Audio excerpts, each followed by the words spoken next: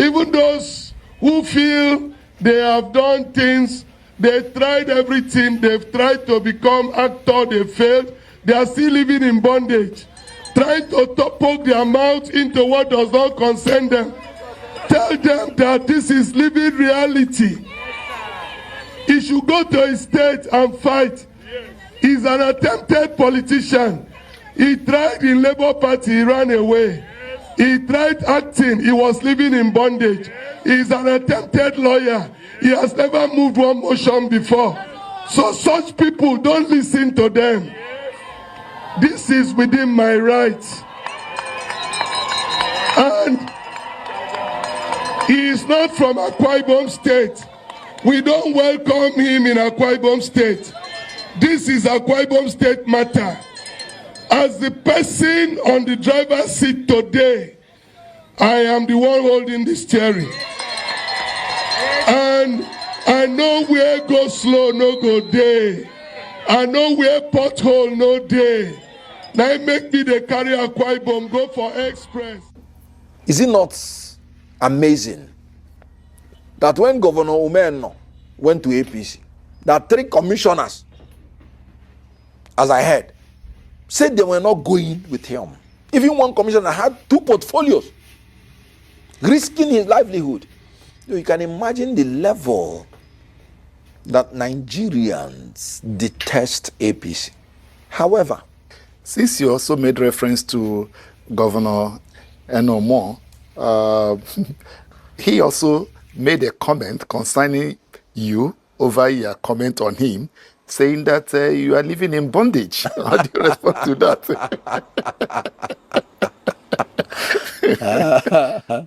you know, first and foremost, he demonstrated ignorance in creativity and the artistic world. Sorry, it was Andy Okeke that lived in bondage, not Kenneth Okonkwo. And then, Andy Okeke, even in living in bondage, the film ended in his deliverance. And even in the sequel, Andy Okeke became Pastor Andy Okeke. And Pastor Andy Okeke is not a fake one. He is original one. So, let's look at it this way. Pastor Imeno said it was a failure. Can you imagine? Living in Bondage was shot in 1992. This is 2025. That should be about 33 years. And that movie is still relevant enough that Pastor Imeno will make a reference to it. That movie created Living in Bondage. The Living in Bondage created the Nollywood that has employed millions of the youth and made us proud worldwide. We are now the number 2 in the whole world in Nollywood. And Pastor Imeno has just become a governor for 2 years. And he's already fading. 2 years. And Living in Bondage is 33 years. And it's still relevant that Governor Imeno will make a reference to it. Governor Imeno in his life will never be able to create up to 1 million jobs. Living in Bondage has created more than millions of jobs. You know, Daniel Bwala say once you enter APC, your brain will stop working.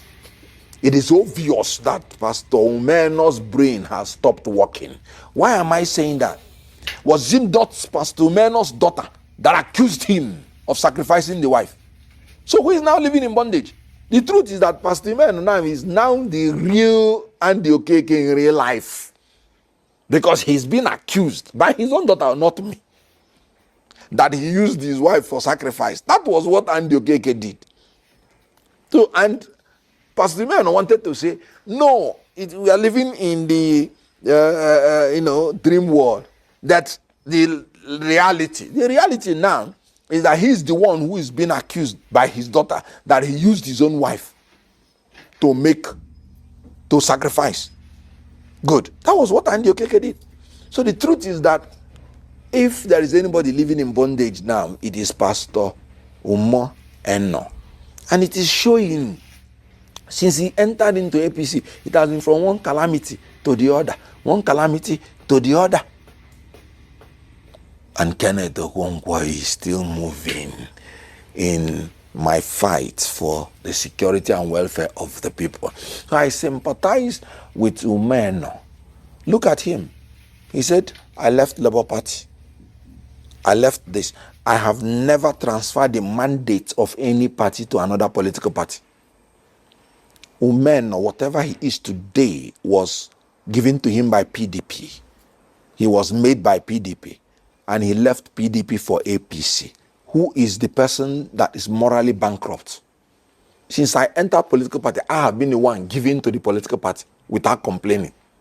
Because I will tell you what I want. And nobody will make me to do what I don't want. Because they will know from the one.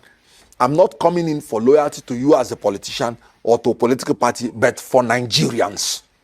So nobody will make me to move against my principle.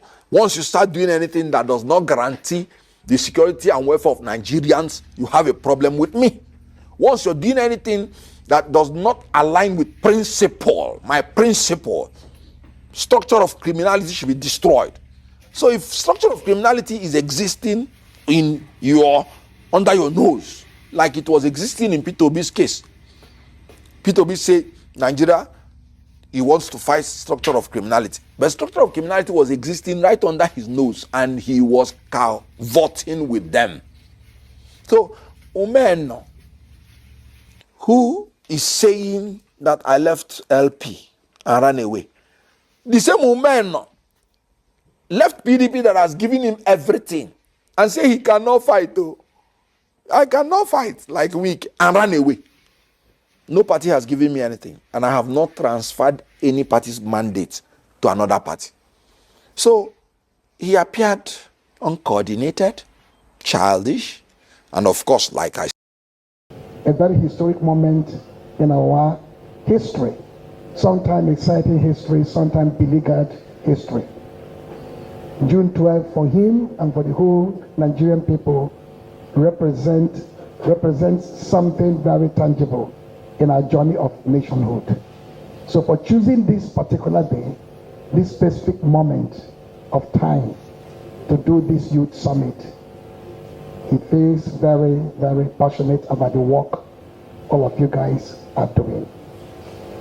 He believes too that to guarantee the future of democracy in Nigeria, especially multi-party democracy, which is under severe threat and stress, as we all know, will require the labor and sacrifices, the individual and collective commitment of every one of you.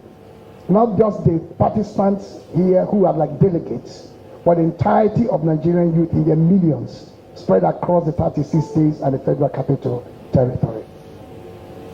His Excellency Wale knows that 2027 will be a very momentous period in our democratic consolidation journey. It will witness the activities of a group like COPDEN, who of course will be at the trenches and the vanguard to protect democracy. He believes if you do not protect democracy, he cannot protect the Nigerian state, he cannot protect our economy, he cannot guarantee peace and security, he cannot guarantee eradication of poverty, he can't even guarantee the investment from outside, that is foreign investment coming to Nigeria. Neither can we get out of the situation we find ourselves. So democracy is not just a name and word for him, it's a living symbol of who we are as a people.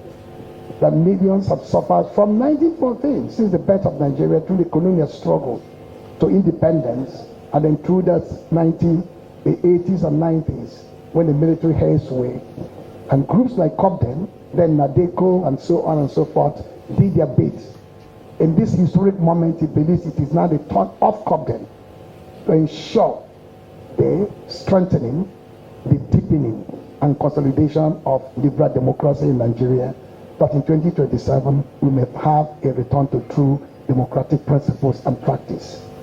Finally, and this is a message he wants to resonate, in moments like this, and in a country facing severe headwinds, from economy to politics to security to high-handedness of those in authority, he believes that it is not time to agonize, it is time to organize. Do not agonize, but organize. If you have that as a watchword, you will at the end of the day ensure that democracy will thrive and the kind of government and the people who will power it will enjoy in Nigeria, not just in 2027, going forward. What to do differently 2027 to protect the mandate? You know, you've heard from His Excellency the power of your conviction and the strength of the devotion. But there's something else. That sense of organization is important to be organized. You see, the lady who asked the question, she made a point. She didn't have a tag as an agent. So enthusiasm can take you far. It will not take you far enough. Because you may be there, but if you don't get, as an agent registered, in that case you can demand for the paper. You can photocopy, you can snap it there, you can transmit it to maybe a center in Abuja. Got the result. There will be a center in Abuja this time around.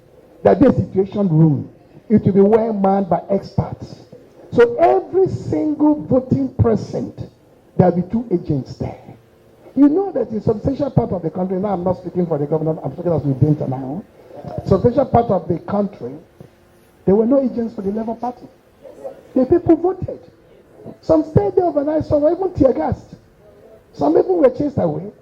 So, but this time, if you have that infrastructure, different from what the Senator will say, structure will not win an election, which is true. But that infrastructure that every voting precinct, they will have an accredited agent who is going to believe in the mission and purpose of that campaign and have the equipment to do it.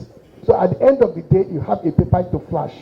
If there's no precinct where there is no paper given to you, there is no reason why election will be announced in that particular precinct. Right.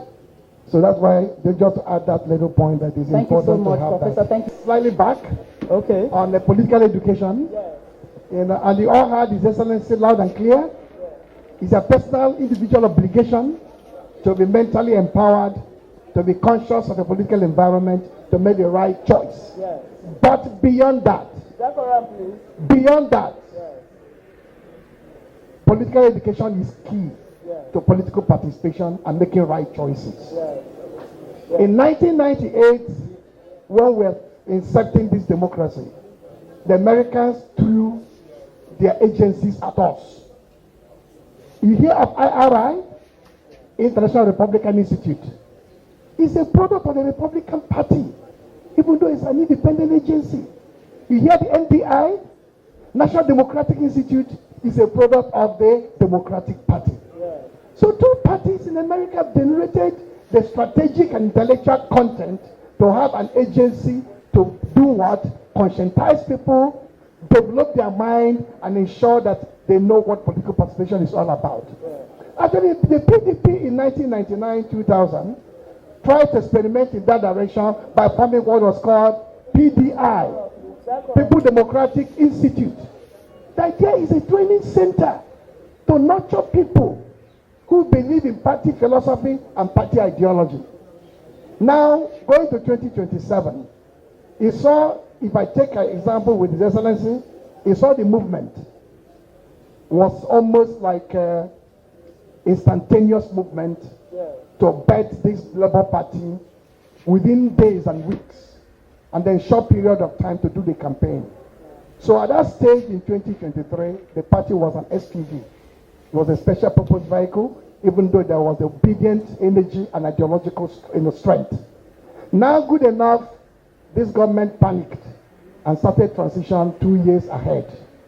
I suspect that between the next 6 months, there will be a full political agency that will power a progressive dream. There will be enough time now to build an institution within that party that will start the process of political education so that you know what you are doing.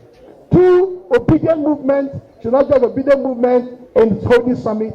It becomes the engine room for political mobilization and conscientizing the people across the country.